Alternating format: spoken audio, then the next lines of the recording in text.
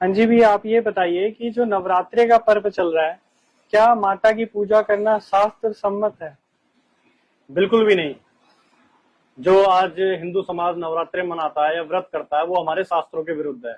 इसका खंडन हमारे धर्मग्रंथी करते हैं। जैसे कि आप देख पाएंगे, यह है श्रीमद् भगवत गीता जी, गीता प्रेस गोरखपुर से प्रकाशित है। इसी के अंदर आप देखेंगे अध्याय 6 श्लोक 16। इसके अंदर स्पष्ट बता रखा है कि हे अर्जुन, योग ना तो बहुत खाने वाले का और ना ही बिल्कुल ना खाने वाले का, तथा ना बहुत सहन करने वाले का और ना ही सदा जागने वाले का ही सिद्ध होता है। यानी कि जो भूखे पेट रहता है या बहुत ज्यादा खाता है उनकी भक्ति कभी सफल नहीं होती।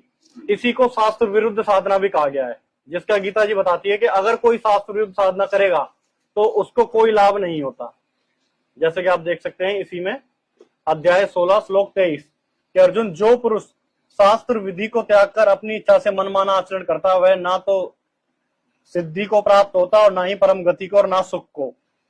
इसलिए अर्जुन तेरे लिए, आप आगे भी देखें, इसलिए अर्जुन तेरे लिए कर्तव्य और अकर्तव्य की व्यवस्था में शास्त्र ही प्रमाण है। ऐसा जानकर शास्त्र विधि नियत से कर्म कर।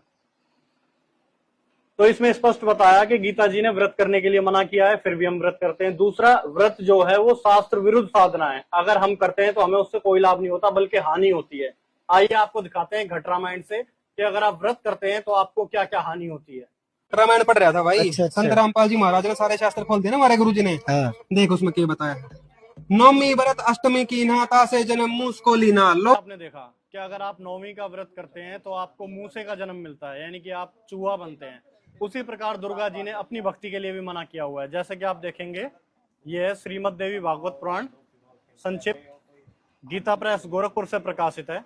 इसी के अंदर देवी द्वारा हिमालय को ज्ञानोपदेश, इसमें आप पढ़ेंगे तो आगे देवी कहती है कि इस आत्मा का ओम के जप के साथ ध्यान करो, इससे अज्ञान में अंधकार से सर्वथा परे और संसार समुद्र से उस पार जो ब्रह्म है उसको पा जाओगे। तुम्हारा कल्याण हो जो सदा जानने वाला है, जो सब ओर से सब कुछ जानने वाला है। यानी कि अर्थात यह सबका आत्मा ब्रह्म लोक स्वरूप दिव्य आकाश में स्थित है कि आप मेरी भक्ति छोड़ के आप उस ओम मंत्र के जप के साथ ध्यान करो, उससे आप ब्रह्म को पा जाओगे जो ब्रह्म लोक में रहता है। तो देवी दुर्गा जी स्वयं अपनी भक्ति के लिए मना करती हैं, और ये जो पाखंडी पंडित हैं ये हमें अंधकार की ओर लेके जाते हैं, गलत साधना बताते हैं जो शास्त्र विरुद्ध है। अगर आपको वास्तविक साधना करनी है तो आप संत रामपाल जी महाराज जी से नाम लीजिए, उनके द्वारा बताए गए तत्व ज्ञान को अपनाइए और जो वो भक्ति विधि बताते हैं उससे कीजिए, ताकि आपका कल्याण हो, मोक्ष और सब सुख मिले।